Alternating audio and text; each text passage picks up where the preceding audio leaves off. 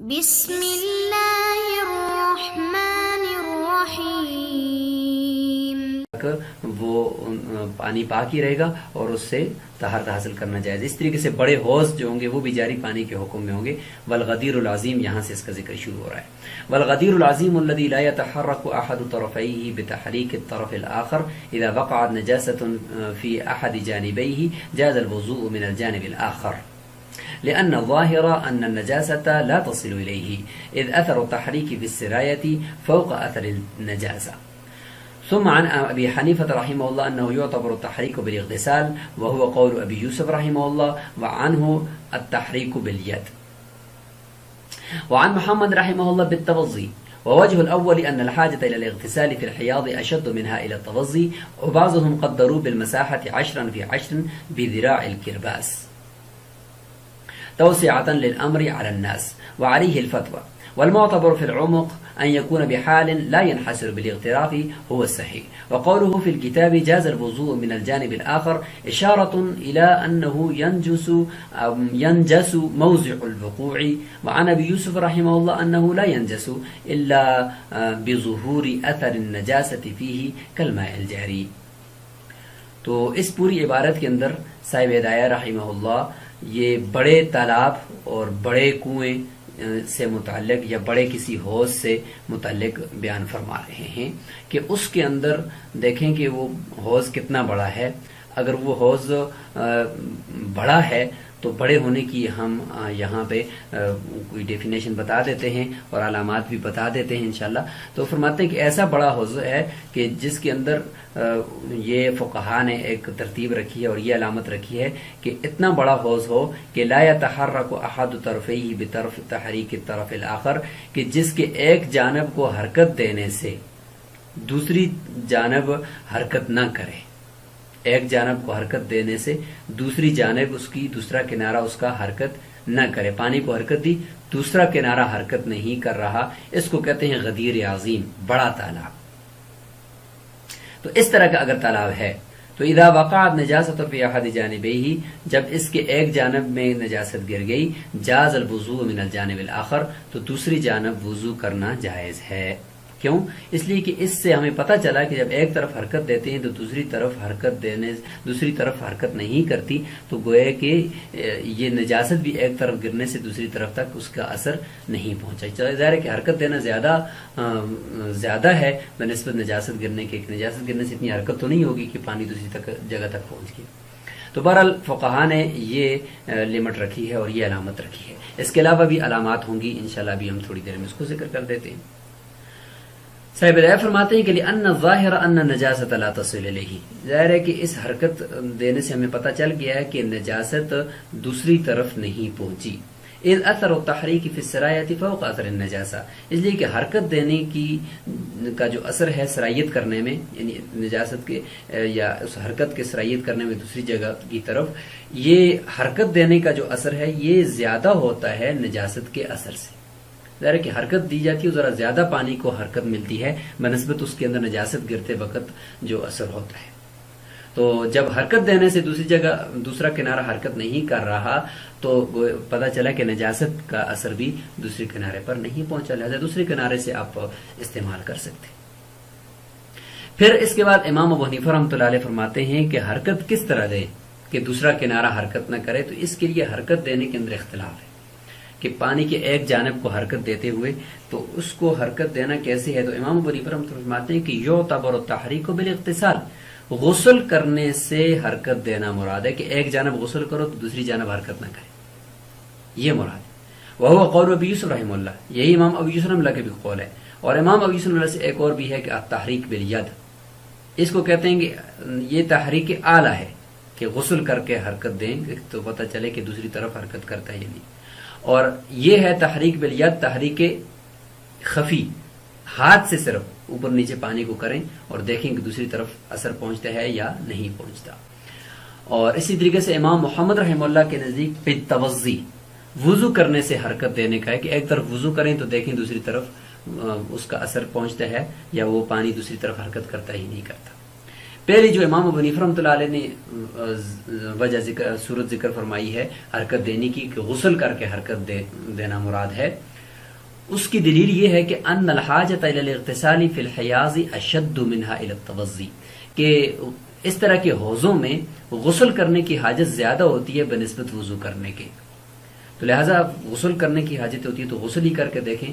عام طور پہ لوگ اس میں غسل کرنے کے لیے آئیں گے، لہٰذا اس میں غسل کر کے دیکھیں کہ دوسری جانب حرکت کرتی ہے تو پھر دوسری جانب بھی ناپاک ہوگی، اگر دوسری جانب حرکت نہیں کرتی تو پھر یہ اتنا بڑا حوض ہے کہ اس کی دوسری جانب سے غسل کرنا جائز ہے۔ وبعضهم قدروا بالمساحت، اسی طریقے سے بعض لوگوں نے پیمائش کے ساتھ اس کو متعین کیا کہ اتنا بڑا حوض ہو کہ فی عشرن، یعنی عشرن فی عشرن، 10 بائی 10 کا ہو، 10 بائی 10 یعنی بذراع الکرباس۔ ذرا کی دو قسمیں ہیں، ایک ذرائع مساحت ہوتا ہے اور ایک ذرائع کرباس ہوتا ہے۔ اور سب سے پہلے اگر ہم ذرا کو دیکھیں تو ذرا کہتے ہیں ما بین طرف المرفق الی طرف الوسطی، یعنی کونی کے کنارے سے بیچ والی انگلی جو ہوتی ہے، لمبی انگلی ہاتھوں کی، اس کے کنارے تک کے حصے کو ذرا کہتے ہیں۔ تو یہ ٹوٹل تقریباً 18 انچ بن جاتا ہے۔ اور اس کی پھر دو قسمیں ہیں، ذرائع مساحت ہوتا ہے 1 گز، یعنی 3.5 فٹ یا 42 انچ کا، یہ ایک ذرائع مساحت ہوتا ہے جو عام گز ہوتا ہے۔ دوسرا ذرائع کرباس، اس کا نصف، یعنی آپ یہ سمجھ لیں کہ یعنی نصف گز، یعنی 1.5 فٹ یا 18 انچ آپ اس کو کہہ سکتے ہیں۔ فقہائے حنفیہ کے یہاں جب ذرا بولا جاتا ہے تو اس سے ذرائع کرباس ہی مراد ہوتا ہے، یعنی 18 انچ والا مراد ہوتا ہے، اور یہ کونی سے لے کر درمیانی انگلی کے کنارے تک ہوتا ہے، اور اسی پر فتویٰ ہے کہ ذرائع کرباس ہی مراد ہوتا ہے۔ لہذا ذرائع کرباس کے اعتبار سے عشرن فی عشرن کی جو مقدار ہے وہ ہے 225 اسکوائر فٹ، 225 اسکوائر فٹ۔ ظاہر ہے کہ یہ 10 ذرا ہے نا، تو 10 بائی 10 کا معنی 10 ذرا، تو ایک ذرا جو ہے وہ 1.5 فٹ کا ہے، تو 10 ذرا جو ہوں گے وہ 15 فٹ کے ہوں گے، 10 ذرا 15 فٹ کے ہوں گے، تو لہذا 15 کو 15 میں اگر آپ ضرب دیں تو 225 اسکوائر فٹ بنتا ہے۔ 225 اسکوائر فٹ کا جو حوض ہوگا تو یہ 10 در 10 کہلاتا ہے۔ جیسے کہ امام محمد رحمۃ اللہ علیہ سے پوچھا گیا تھا کہ آپ کیا فرماتے ہیں کہ کتنا بڑا حوض ہو یا کتنا بڑا تالاب ہو کہ اس کے اندر اگر نجاست گر جائے تو دوسری طرف سے آپ پاکی حاصل کر سکتے ہیں؟ تو انہوں نے فرمایا کہ کمسجد ھذا، کہ جس طریقے سے یہ میری مسجد ہے، جتنی میری مسجد ہے اتنا تو ہونا چاہیے۔ تو ان کی مسجد کو جب ناپا گیا تو اندر سے وہ 8 بائی 8 تھی اور باہر سے 10 بائی 10 تھی، تو پھر 10 بائی 10 کے اوپر جو ہے وہ فیصلہ کر دیا گیا کہ اتنا حوض ہو، 10 در 10 اس کو کہا جاتا ہے۔ تو اس طریقے سے 10 ہاتھ 15 فٹ کا ہوتا ہے، کیونکہ ایک ہاتھ 1.5 فٹ کا، اور اب 10 ہاتھ کو اگر یہ 15 کو 15 میں ضرب دیں گے تو اس طریقے سے 225 اسکوائر فٹ یہ بن جاتا ہے۔ تو لہذا جہاں پر بھی 10 در 10 بولا جائے گا تو اس کو ہم اس حوض کو یہ ہم سمجھیں گے کہ 225 اسکوائر فٹ ہوگا کل رقبہ اس کا، اور یعنی 15 فٹ، اس طرح آپ سمجھ لیں کہ 15 فٹ ایک طرف سے، 15 فٹ اس طریقے سے دوسری طرف سے وہ ہو۔ تو ذرا کا حساب لگائیں اگر، تو ذرائع کرباس یعنی کونی سے لے کر ہاتھ کے آگے انگلی کے کنارے تک، تو یہ پھر 10 بائی 10 ذرا ہونا چاہیے۔ تو پوری بحث کا خلاصہ یہ نکلا کہ ایسا بڑا تالاب کہ جو 10 بائی 10 گز کا ہو، اور اس کے اندر اگر نجاست گر جاتی ہے تو ایک طرف سے تو دوسری طرف کے اندر اگر آپ دوسری طرف کو اگر آپ بیٹھ کر پاکی حاصل کرتے ہیں، وضو کرتے ہیں، تو یہ جائز ہے۔ بعض نے اس کے اندر یہ بھی کہا ہے کہ ہم اس کو دیکھتے ہیں کہ جس کے اندر مٹیالہ پن، اگر ہم ایک طرف کو تھوڑا سا گدلا کریں، مٹی ڈال دیں، تو دیکھیں دوسری طرف اس کا اثر جاتا ہے یا نہیں جاتا۔ بعض نے کہا کہ ایک طرف ہم زعفران ڈالتے ہیں، کلر ڈالتے ہیں، تو دیکھتے ہیں کہ دوسری طرف اس کا اثر جاتا ہے یا نہیں جاتا۔ اگر جاتا ہے تو پھر حاصل نہیں کر سکتے پاکی اس سے، اور اگر نہیں جاتا تو کر سکتے ہیں۔ تو بہرحال یہ ہے کہ مفتبی قول یہ ہے کہ 10 بائی 10 گز کا اگر اس طرح کا تالاب ہے یا حوض ہے یا ٹینکی ہے، تو اس میں اگر ایک طرف نجاست گر جاتی ہے تو اگر نجاست کا اثر وہاں پہ دکھائی دے رہا ہے تو آپ دوسری طرف بیٹھ کر اس سے پاکی حاصل کر سکتے ہیں۔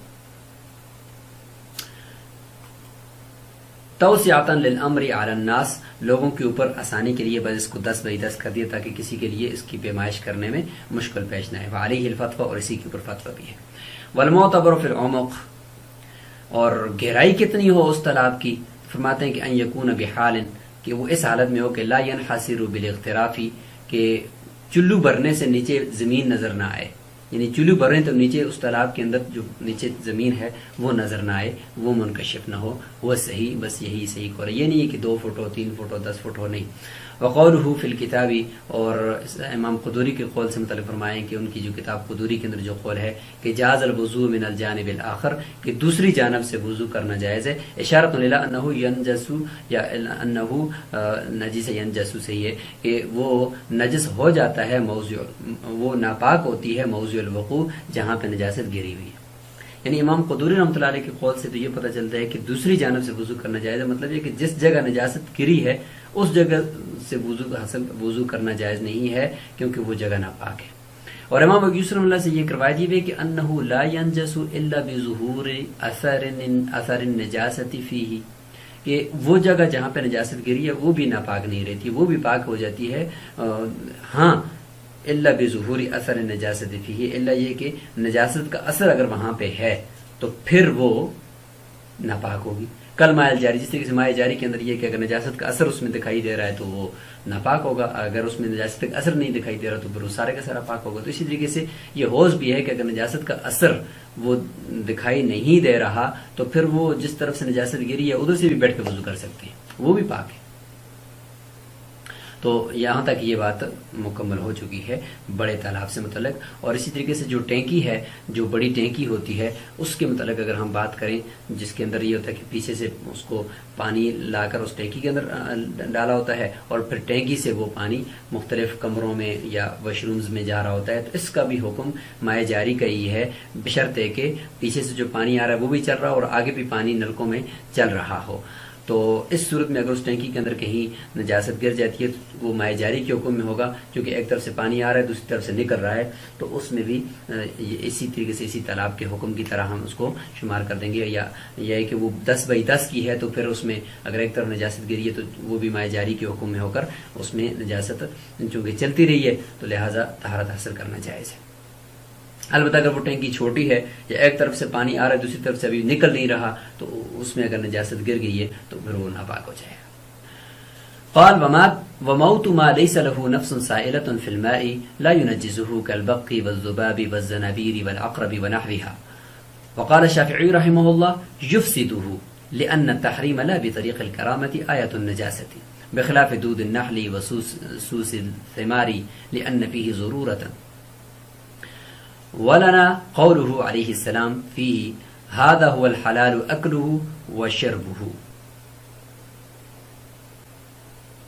والوضوء منه، ولأن المنجس هو اختلاط الدم المسفوح بأجزائه عند الموت حتى حل المزكى لانعدام الدم فيه ولا دم فيها، والحرمة ليست من ضرورتها النجاسة كالطين۔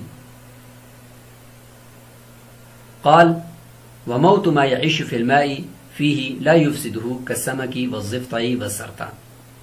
تو یہاں تک ہم پہلے تشریح کر لیتے ہیں۔ یہاں سے صاحب ہدایہ یہ فرمانا چاہتے ہیں کہ پانی کے اندر نجاست گر گئی، اس کا تو حکم ہم نے ذکر کر دیا۔ اب پانی کے اندر کوئی ذی روح چیز گر گئی تو ذی روح چیز کی 2 قسمیں ہوں گی، ایک تو وہ ہے جس کے اندر خون ہوتا ہے، بہنے والا خون ہوتا ہے، وہ گر جائے بڑی کوئی چیز ہے، اور ایک وہ ہے کہ جس کے اندر خون ہی نہیں ہے تو وہ گر جائے، بہنے والا خون ہی نہیں ہے تو وہ گر جائے تو اس کا کیا حکم ہوگا۔ تو یہاں سے ان چیزوں کا ذکر کیا جا رہا ہے کہ جن کے اندر خون ہی نہیں ہے، وہ چیزیں اگر پانی میں گر کر مر جاتی ہیں تو کیا اس سے پانی پاک ناپاک ہوگا؟ فرماتے ہیں کہ وَمَوْتُ مَا لَيْسَ لَهُ نَفْسٌ سَائِلَةٌ فِي الْمَاءِ، کہ ایسی چیز کا مر جانا جس کا نفس سائلہ یعنی بہنے والا خون اس میں نہیں ہے، فی الماء پانی کے اندر اس کا مر جانا، لا ينجسہ یہ پانی کو ناپاک نہیں کرتا، کالبقی جیسے کہ مچھر، والذباب اور مکھی، والزنابیر اور بھیڑیں، مختلف قسم کی بھیڑیں کی اقسام ہیں، والعقرب اور بچھو، ونحویہ اور اس طرح کی مختلف جو حشرات ہیں جن کے اندر خون بہنے والا نہیں ہوتا، اگر یہ پانی میں مر جاتے ہیں تو اس سے پانی ناپاک نہیں ہوتا۔ امام شافعی رحمۃ اللہ فرماتے ہیں یفسدہ، یہ چیزیں جو پانی کے اندر اگر مر بھی جائیں تو یہ بھی پانی کو ناپاک کر دیتی ہیں۔ لأن التحریم، دلیل امام شافعی رحمۃ اللہ کی ذکر کی جا رہی ہے کہ لأن التحریم لا بطریق الکرامتی آیت النجاستی، کہ کسی چیز کا حرام قرار دینا کہ یہ چیز حرام ہے تو بغیر کرامت کے طریق کے، بغیر کرامت کے، یعنی اس کی کرامت کی وجہ سے نہیں، بلکہ کسی اور وجہ سے ہم اس کو ناپاک، اگر ہم اس کو حرام قرار دیتے ہیں کہ اس کا کھانا حرام ہے یا اس کو استعمال کرنا حرام ہے، کرامت نہیں ہے اس کی، ویسے ہی ہم اس کو اگر کہہ رہے ہیں تو پھر وہ آیت النجاست ہی، امام شافعی رحمۃ اللہ فرماتے ہیں کہ یہی اس کے ناپاک ہونے کی نشانی ہوتی. لہٰذا جب ان مکھی کو اور مچھر کو اور اس طریقے سے بچھو کو اگر ہم کہتے ہیں کہ یہ ناپاک ہے، تو ظاہر ہے اس کی کرامت کی وجہ سے تو نہیں کہہ رہے، تو اس کا مطلب یہ کہ اس کے حرام ہونے کو جو ہم کہہ رہے ہیں کہ ان کا کھانا حرام ہے، تو یہی ان کے نجس ہونے کی نشانی ہے.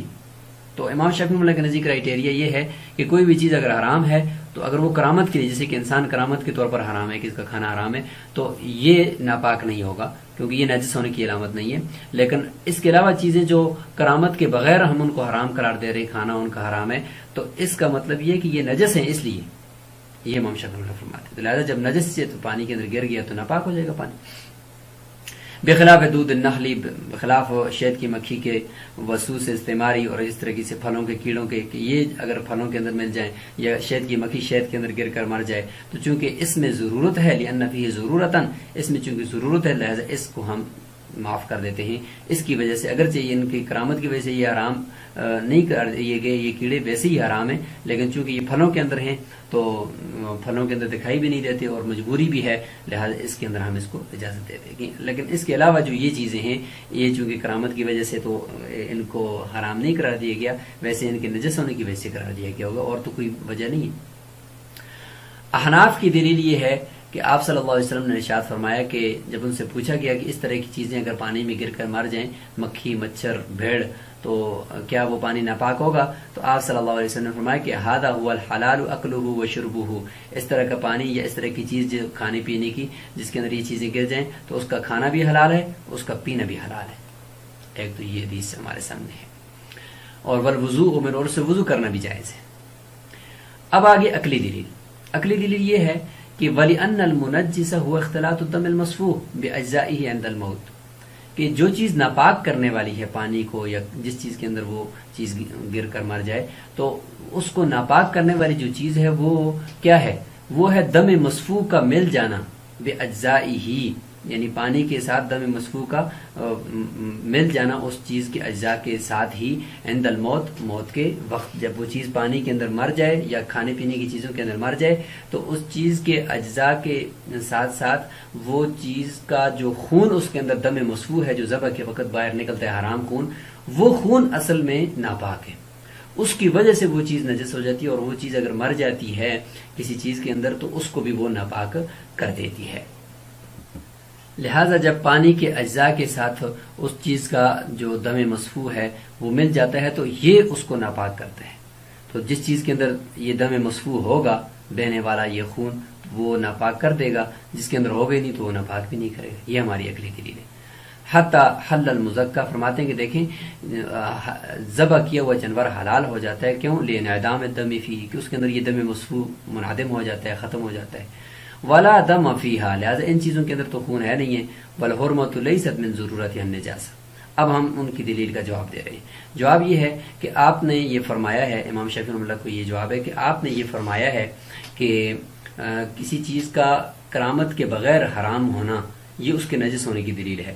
تو کرامت کے بغیر کسی چیز کا حرام ہونا یہ نجس ہونے کی دلیل نہیں بن سکتا. والحرمۃ لیست من ضرورت النجاسہ، کسی چیز کے حرام ہونے کے لیے اس کا نجس ہونا ضروری نہیں ہے.